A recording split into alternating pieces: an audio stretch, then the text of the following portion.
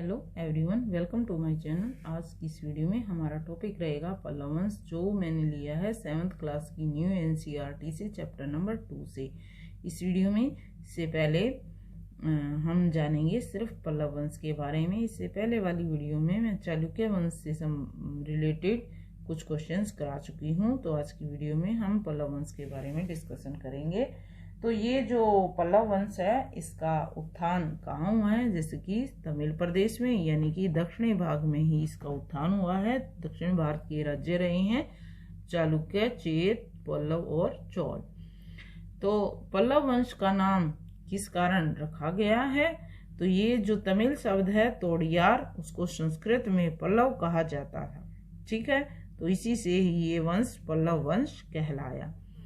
इन पल्लवों ने अपनी राजधानी कहाँ बनाई है? तो इन्होंने अपनी राजधानी बनाई है कांची में।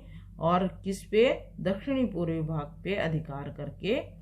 दक्षिण तो है ही है, लेकिन दक्षिण के साथ कौन सा हिस्सा है दक्षिण का? दक्षिण पूर्वी भाग पे अधिकार कर लेते हैं और कांची को ये राजधानी बना लेते हैं।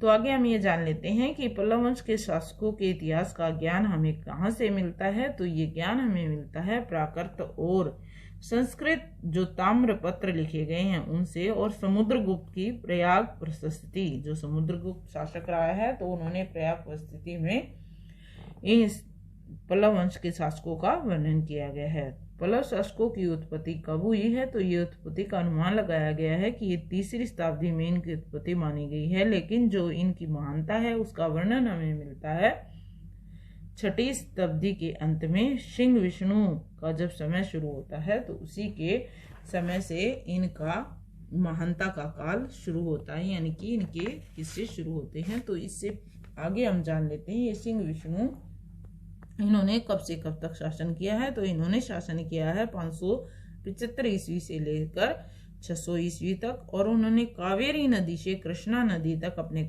राज्य का विस्तार किया है। कहाँ तक राज्य विस्तार होता है इनका? कावेरी से लेकर कृष्णा नदी तक। सिंह विष्णु के दरबार में आश्रय लिया है कि कौन कौन आश्रय लेता है इनके दरबार में? तो इनके दरबार में संस्कृत का जो महान कवि है, कवि भारवी, इनके दरबार में आश्रय पाते हैं।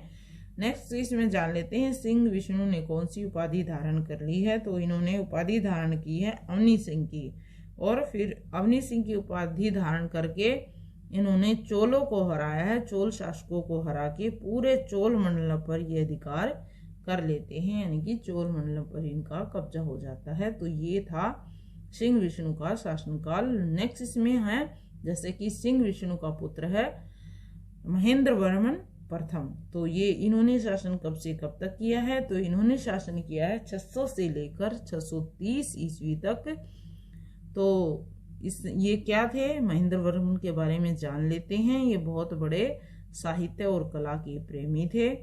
मत कवि और गायक भी रहे हैं। मत विलास प्रहसन नामक संस्कृत ग्रंथ की उन्होंने रचना की है, और इसी तरह से त्रिचनापुली, चिंगलपुट और कार्ट में बहुत से मंदिरों की स्थापना की है जो पहाड़ों को काटकर बनाए गए हैं। एक झील का भी निर्माण इन्होंने करवाया है। और क्या करवाया है? एक झील का निर्माण भी इन्होंने करवाया है। किसने? महेंद्र वर्मन प्रथम ने।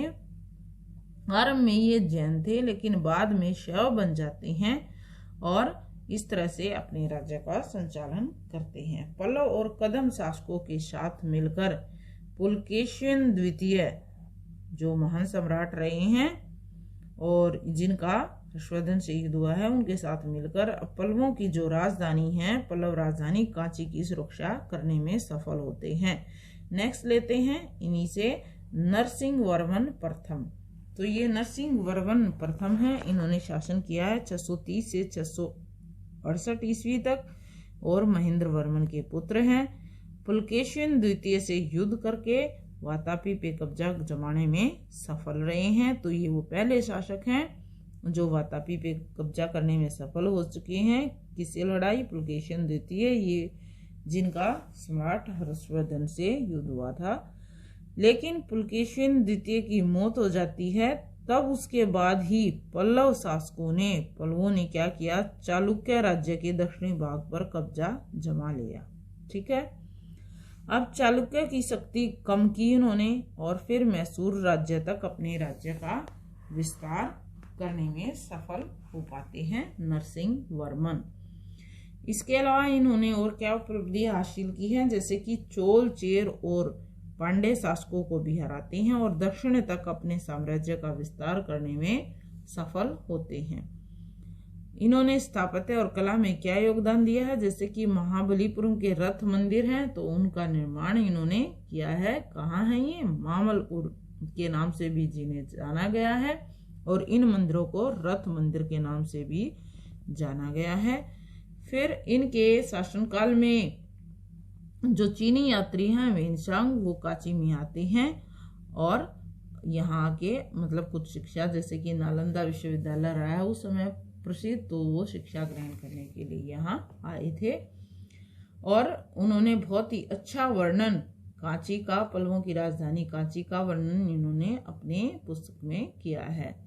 फिर नेक्स्ट इससे जो है नरसिंह वर्मन का पुत्र है महेंद्र वर्मन द्वितीय, वो उन्होंने शासन किया है 668 से 70 तक और इनके पुत्र हैं परमेश्वर प्रथम, तो इन्होंने 670 से 90 ईस्वी तक शासन किया है। फिर इन्हीं का पुत्र है नरसिंह वर्मन द्वितीय, तो ये शासन करते हैं 695 से लेकर 722 ईस्वी तक और इनके शासनकाल में ये बहुत ही शांति पूर्वक समय रहा है इनका। नरसिंह वर्मन द्वितीय का कांची के कैलाशनाथ मंदिर, महाबलीपुरम के तट पर अनेकों मंदिर बनवाए गए और इनके काल में ही नरसिंह वर्मन द्वितीय के काल में ही दंडी नामक जो है लेखक, उन्होंने 10 कुमार चरित्र नामक काव्य ग्रंथ की रचना की है दंडी कवि ने। नेक्स्ट इसमें लेते हैं नरसिंह वर्मन की द्वितीय की मृत्यु हो जाती है और उसके बाद परमेश्वर द्वितीय गद्दी को संभालते हैं, जिन्होंने 721 से लेकर 739 ईस्वी तक शासन किया है और चोल शासक आदित्य प्रथम ने 893 ईस्वी में इस वंश के अंतिम शासक अपराजित को क्या कर दिया? मार दिया और इसका विनाश कर दिया, यानी कि यहाँ पे ये जो पल्लव वंश है वो समाप्त हो जाता है। तो आगे इसमें जान लेते हैं पल्लव राज्य का प्रशासन। तो प्रशासनिक व्यवस्था पल्लवों की कैसी रही है, जैसे कि प्रशासन में इन्होंने इकाई बनाई है कोट्टम। कोट्टम क्या था? गांवों का एक समूह होता था। कोट्टम क्या इकाई थी? गांवों का एक समूह। ठीक है। इस साहित्य में इन्होंने तमिल ग्रंथ कुरल की रचना की गई है। तमिल साहित्य में धर्म कौन सा था इनका? जैसे कि ये हिंदू धर्म को मानते थे, फिर भी जैन और बौद्ध धर्म को ये स्वीकार कर लेते थे। मीन्स उनके प्रति इनकी असहिष्णुता नहीं थी। शैव और वैष्णव साहित्य की इनकी प्रगति भी इनके शासनकाल में हुई है। कला और वास्तुकला के मामले में जैसे कि मामलपुर का मंदिर आया था, रथ मंदिर, तो शिव मंदिर, 5 पांडवों का मंदिर, वराह मंदिर, इस तरह से बहुत से मंदिरों का निर्माण इन शासकों ने करवाया है। और इसके अलावा जैसे कि गंगा अवतरण की मूर्ति, दुर्गा मूर्ति, वराह मूर्ति, 5 पांडवों की मूर्ति भी इनकी कला की विशेषता रही है। नेक्स्ट इसमें सामाजिक और आर्थिक स्थिति कैसी रही है, तो जो है यहाँ पे व्यापार उन्नत था। वर्ण व्यवस्था के आधार पर कार्य बटे हुए थे। ठीक है। कौन सी व्यवस्था थी? वर्ण व्यवस्था। तो उसके अनुसार कार्य थे, जैसा वर्ण से संबंधित था उसी तरह के कार्य व्यक्ति को करने पड़ते थे। तो इन्होंने नहरों, झीलों और तालाबों का निर्माण किया है व्यापार को बढ़ाने के लिए। व्यापार की स्थिति जैसे कि बताई चुकी हूँ मैं, बहुत उन्नत था। और व्यापार किस चीज का? कपास, गुड़, बहुमूल्य लकड़ी, गरम मसाले इत्यादि का ये व्यापार करते थे। नेक्स्ट इसमें लेते हैं कि इन्होंने आय के लिए, राज्य की आय के लिए, राज्य को आय चाहिए खर्चे के चलाने के लिए, तो दैनिक खर्च के लिए 18 तरह के कर लगाए हुए थे। तो ये थे पल्लव शासकों के बारे में, इनके समय के बारे में। इस वीडियो में लगभग ये टॉपिक कंप्लीट हो जाता है। So if you like my video please share and subscribe my channel. Thanks for watching the video.